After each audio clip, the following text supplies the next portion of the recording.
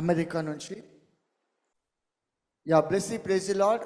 దేవుడు మీ జీవితంలో ఏం అద్భుతం చేశాడమ్మా? మీ సాక్ష్యం ఏంటి చెప్పండి అమ్మా. సో డిసెంబర్ 17న నేను మీతో మాట్లాడిండే బాబాయ్. నాకు 2 థింగ్స్ ఉండే. ఒకటి మా మేనేజర్ నన్ను అంటే నా పాత ప్రాజెక్ట్‌లో నాకు మేనేజర్‌తో చాలా ప్రాబ్లమ్ ఉందనమాట. అండ్ ఇంకొకటి నా వీసా కూడా నాకు ఇది 4th అటెంప్ట్ H1B వీసాది. సో నేను ఆ 2 విషయాల గురించి మీ దగ్గర ప్రేయర్ చేయించుకున్నాను డిసెంబర్ 17న. సో మీరు అప్పుడు నాతో ఏమన్నారంటే, ఇంకో 10 డేస్‌లో నీకున్న ప్రాజెక్ట్ సమస్యలన్నీ దేవుడు తీసేస్తున్నారు అని ఒకటి ప్రవచించారు. ఇంకొకటి, నీకు కొత్త జాబ్ నేను చూస్తున్నాను. ఇంకా నీకుండే ప్రతి ఒక్క వీసా సమస్యలన్నీ నీకు ఈ ఇయర్ జూలై లోపల తొలగిపోతాయి అని మీరు ప్రవచించారు బాబాయ్.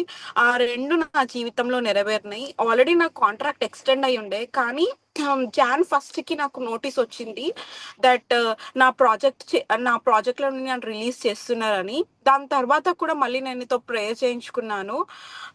మీరు మీకు ఇంకో 1 వీక్‌లో దేవుడు గొప్ప కార్యం చేస్తారు అని ప్రవచించారు. ఆ వీక్‌లోనే నాకు ఇంకో ప్రాజెక్ట్ కూడా వచ్చింది. అండ్ ఇప్పుడు మొన్న లాటరీలో నాకు H1B కూడా పిక్ అయింది బాబాయ్.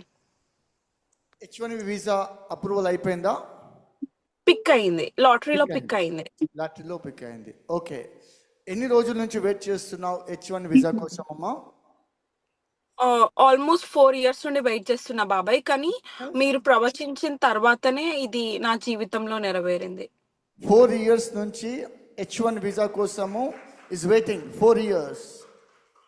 సో నేను చూస్తున్నాను మన చిట్టన్న గ్రేస్ అక్క వాళ్ళ డాటర్. సో గత 1-2 మంత్స్ నుంచి రెగ్యులర్గా వీళ్ళు ఎవ్రీ సాటర్డే లైవ్లో ఉంటారు. అబ్జర్వ్ చేశారా? సో నేను ప్రవచనం చెప్పాను, జాబ్ విషయంలో కూడా కన్ఫ్యూజన్ ఉందంటే God is opening the new doors అని దేవుడు చూపెట్టాడు.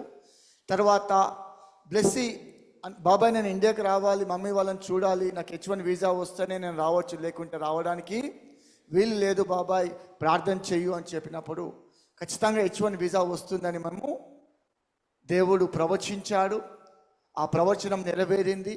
ఆ H1 వీసా పికప్ అయింది. అతి త్వరలో ఆ ప్రాసెస్ మొత్తం కూడా అయిపోతుంది. You are coming India.